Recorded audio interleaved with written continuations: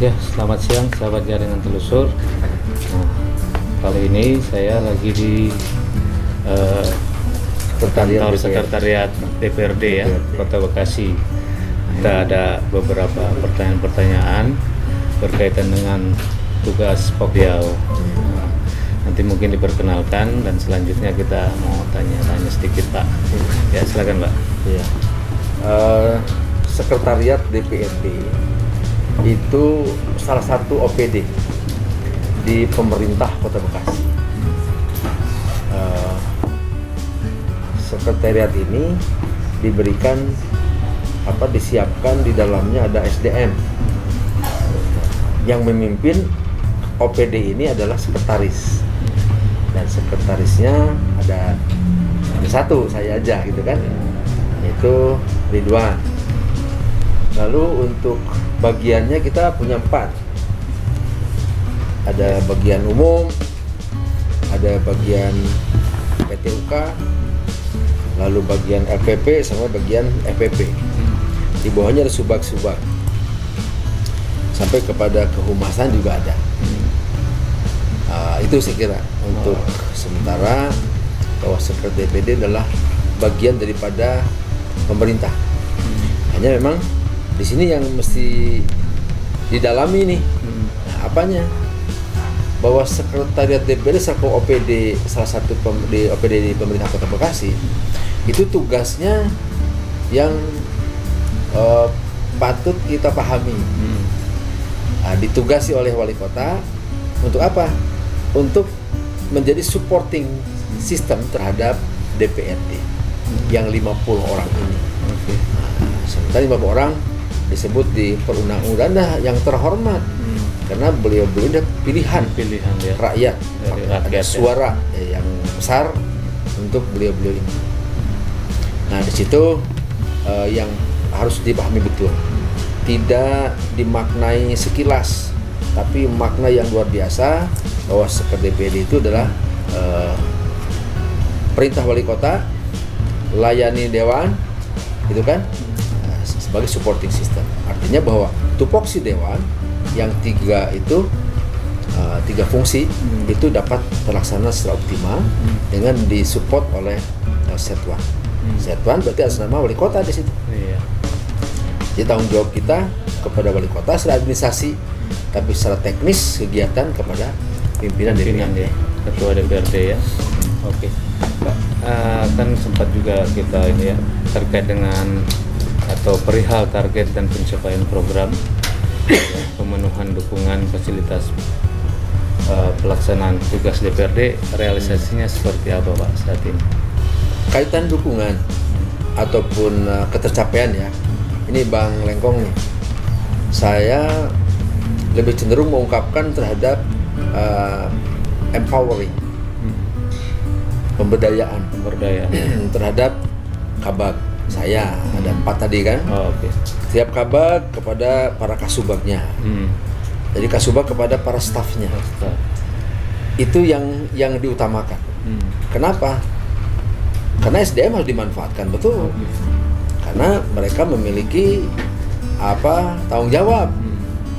Duit yang kita terima, TPP, mau TKK, itu kan duit rakyat. Dia semua bermanfaat di situ. Jadi ketika seseorang dibiarkan saja tanpa ada fungsi dan makna untuk Setwan ini, di mana Setwan untuk dewan, itu tentunya menjadi dosa sebenarnya. Gitu kan. Tidak ada manfaat apa-apa. Jadi uangnya diambil tapi nggak ada tenaga yang keluar. Pikiran yang keluar, empowering. Nah, dengan pemberdayaan itu memang belum 100% berhasil. Masih ada yang perlu dioptimalkan. Walaupun saya bicara rata-rata ya. Hanya intinya bahwa yang empowering terhadap bawahan itu adalah wujudnya kebersamaan, bekerja sesuai dengan tupoksi masing-masing. Untuk mensupport dewan itu dapat dilihat dari setiap tahun. Ketercapaian grafiknya ya. Nah, sejak 17, 18, 19 itu di Raperda menjadi Perda. Raperda jadi perda 100% Pak. Kan itu. Jadi salah satu indikator kerja utama di Setuan itu adalah itu salah satu. Itu salah satunya. Raperda jadi perda 100% selama 3 tahun itu berarti keberhasilan dewan yang disupport fasilitasi oleh Setuan. Walau tadi SDM belum 100%, termasuk saya, masih banyak orang kaitan dengan sarana prasarana, terus kita minta, kita usulkan, apalagi dewan sekarang menginginkan banyak yang perlu diperbaiki, ya ujungnya pemberdayaan terhadap fasilitas yang ada. Infrastruktur kita lengkapi terus agar lebih baik dalam maksimal, ya, kinerja dewan. Saya kira itu. Oke, baik. Jadi tadi sudah disampaikan ya, cukup panjang lebar. Nah, Pak, terkait dengan akuntabilitas kinerja sekretariat dewan atau DPRD itu bagaimana ke depan untuk peningkatannya, Pak? Kalau peningkatan yang tadi kita nyambung ya, selalu memperbaiki apa yang kurang, lalu mengembangkan apa yang sudah dipandang cukup. Karena kita tidak bisa merasa puas sampai di situ, karena tuntutan setiap saat itu selalu ada, dan perubahan itu pasti ada, apalagi bicara teknologi. Nah, pada tahun ini alhamdulillah Pak Wali atas dasar usulan dari sini, lalu memang dukungan juga dari pimpinan DPRD, dan menginginkan adanya elektronik e-office salah satunya, itu 4 OPD sudah dicanangkan dan kita sudah berjalan, termasuk untuk bukan wacana ya, sudah berjalan, mencoba, hanya infrastrukturnya sedang dalam proses. Nah, tahun ini sudah di perubahan, di APBD perubahan 2020 itu sudah disiapkan ada 50 komputer untuk seluruh dewan. Setiap itu tetap BMD tapi ya, barang milik daerah. Lalu untuk e-office-nya disiapkan 20 tab. Tapi itu tidak untuk semua dewan. Itu hanya pimpinan 4 ditambah dengan Kabag Kasubag, termasuk Sekpa. Kenapa? Karena office itu ya diantara itu orang-orangnya, termasuk para pimpinan. Kedepannya lebih lengkap lagi. Jadi secara bertahap di elektronik seperti itu. Nah, lalu kaitan dengan bangunan, sekarang ada DED. Pak Wali sudah mencanangkan DED untuk bangunan 4 lantai. Tahun depan terwujud 4 lantai mudah-mudahan, gitu kan? Mulai membangun. Sudah banyak yang dilakukan, apalagi dewan ini sangat luar biasa, punya keinginan kinerja lebih baik. Bisa dilihat dewan memang sangat luar biasa. Kemarin pun hanya 4 orang yang tidak hadir dalam rapat paripurna. Berarti kan peningkatan setiap ada ya, atau signifikan lah saya kira itu. Nah, sekarang kaitan SDM, BIMTEK kita lakukan, terutama di materi ya. Kalau materi itu tidak ditetapkan oleh kami, kita sama pimpinan menetapkan ini nih untuk pengembangan kapasitas dewan adalah materinya ini. Nah, kita cari untuk mendapatkan narasumber yang tepat. Itu salah satu juga strategi kami di Setuan, agar materi atau narasumber yang dibawa ke sini membawa materinya tepat dan diterima oleh dewan. Jadi tidak sembarono gitu, tidak sembarangan. Tuh. Nah, sekarang kaitan dengan SDM di Setuannya. Dalam waktu dekat ini, apalagi dengan peraturan yang baru Permendagri 70 di dalamnya kaitan SIPD, itu kan satu data satu sistem se-Indonesia, itu perlu dikuasai betul. Alhamdulillah Setuan sudah 100% input RKA dengan SIPD untuk 2021. Terintegrasi, Pak ya. Ya, tetapi untuk kedepannya dibutuhkan SDM untuk membantu dewan. Apa? Reses itu kan luar biasa. Setiap dewan harus masukkan input ke SIPD tadi. Dewan bisa, tapi kaitan waktu. Mungkin dewan tidak cukup waktu, maka perlu orang Setuan yang membantu. Jadi maka orang-orang satuan ini aparaturnya harus ikut pendidikan non formal. Dalam waktu dekat tidak akan lakukan salah satunya adalah untuk itu. Belum ke legal drafting dan lain-lain. Itu sebagian. Iya, mengenai peningkatan pelayanan kualitas dari sekretariat dewan ya. Masih banyak kurang. Iya. Tapi tetap kita lakukan optimalisasi. Oke. Semampu kita aja. Oke. Pak, terkait dengan Raperda yang untuk jadi Perda udah dalam tahun 2019 dan juga 20 ini sudah berapa banyak, Pak? Ada beberapa yang belum diparipurnakan. Tapi pekerjaan sudah selesai. Itu sekitar 3. Tapi itu semuanya bukan di ranah sini lagi. Tapi ranah ke tingkat provinsi untuk mendapatkan ACC lah gitu ya. Kontrol lagi oleh provinsi. Lalu yang keduanya ada sedang pansus nih. Ada 3. Salah satunya adalah pansus terkait dengan perubahan RPJMD. Karena Pak Wali mengusulkan karena ada COVID ya, terganggu kaitan dengan pendanaan, maka target ada penyesuaian. Nah ini perlu penetapan. Itu pansus, salah satu pansus yang 3 sekarang nih sedang berjalan, sudah penugasan kemarin di rapat paripurna. Insya Allah mungkin di tanggal 23 atau tanggal Desember atau apa, ini sudah diparipurnakan yang 3 ini. Ada 2 yang ditinggalkan, kaitan UMKM dan ketenaga kerjaan. Kenapa demikian? Karena secara bukan rahasia, yaitu sudah diketahui oleh umum. Kaitan dengan Omnibus Law itu kan ditangguhkan dulu. Atas selesai baru kita lakukan Raperda untuk Perda di tingkat kota. Termasuk UMKM dan koperasi dalamnya, karena di situ ada kaitan dengan Omnibus Law. Saya kira itu. Ya. Terakhir, Pak. Jadi terkait dengan penerapan protokol kesehatan di lingkup ya DPRD Kota Bekasi ini seperti apa, Pak? Dan nanti mungkin penerapan protokol kesehatan. Nanti ditutup dengan imbauan, Pak. Ya. Protokol kesehatan, lihat di ruangan ini ada beberapa kawan.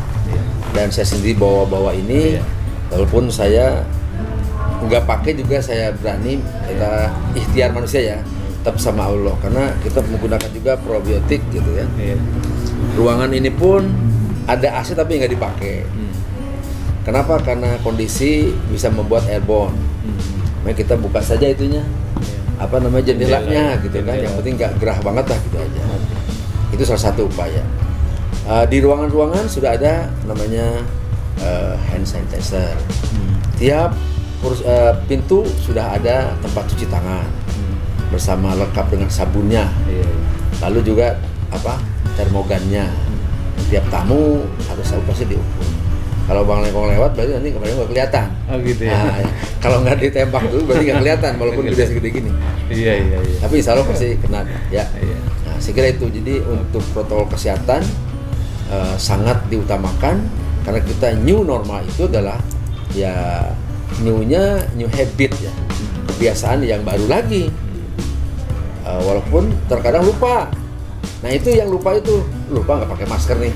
Nah itu belum habit, harus menjadi kebiasaan. Setelah itu harus ada skill yang baru, new skill juga gitu ya. Kemampuan apa nih gitu. Nah oleh karena itu teman-teman sekalian, kami di sini dari satuannya selalu melakukan inovasi-inovasi atau apapun untuk terjadinya kegiatan secara normal, tapi protokol kesehatan tetap berjalan selama pandemi ini, Pak ya. Physical distancing.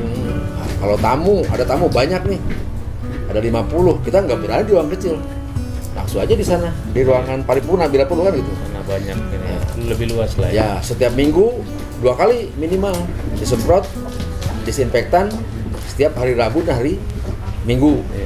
Ditambah dengan hari-hari tertentu ketika dipakai paripurna, semprot langsung itu disinfektan.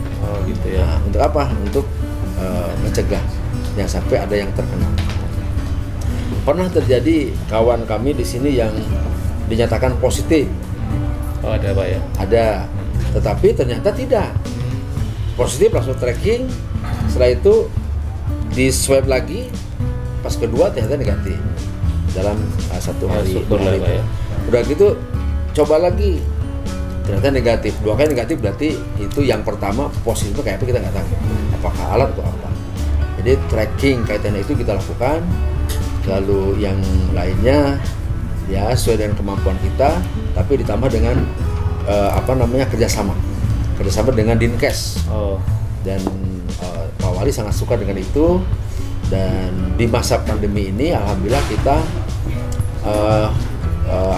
sudah memiliki ruangan layanan kesehatan, bagian dari puskesmas gitu.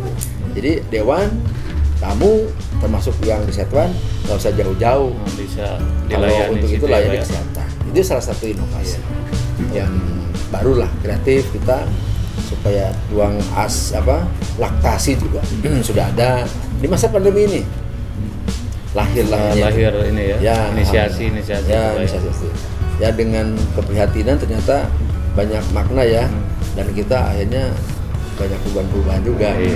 Tapi yang menilai kan bukan sendiri, orang lain mereka puas dan tidak kan kita tidak tahu, karena itu di kita ada upaya, Pak, ya. Yang penting ada upaya.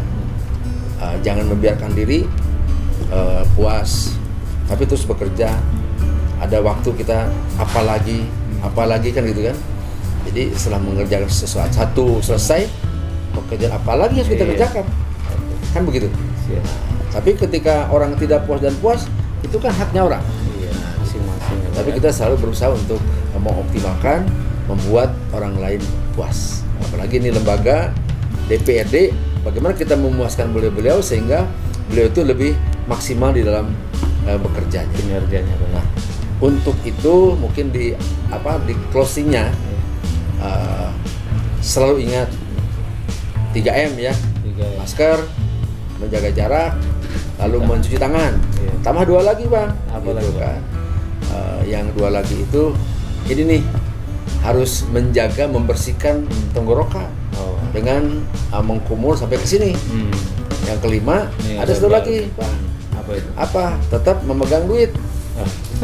Gitu kan, supaya imun tetap naik kan gitu kan. Tenang gitu ya. Nah, artinya kita jangan menghambur-hamburkan uang. Kalau sudah ada, tabung gitu kan. Ya. Gitu. Kalau bisa jualan online juga apa-apa kan, bagus, halalan tuh kan. Gitu. Di waktu-waktu senggang itu. Dan yang utama ke masyarakat, agar masyarakat investasinya berjalan. Kan Pak Wali perintah sama kita nih, dan Dewan sangat mendukung. Kita jadi relawan ke masyarakat tuh, himbau itu, investor tetap berjalan, kerumunan dikurangi, malah jangan sampai ada kerumunan. Nah, itu supaya juga Setuan bermanfaat untuk masyarakat, bukan hanya untuk di lembaga Setuan. Saya kira demikian. Terima kasih, Pak. Iya.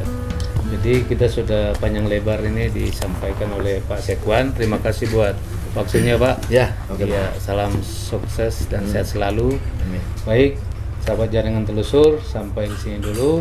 Sampai ketemu di lain waktu dan kesempatan. Sip.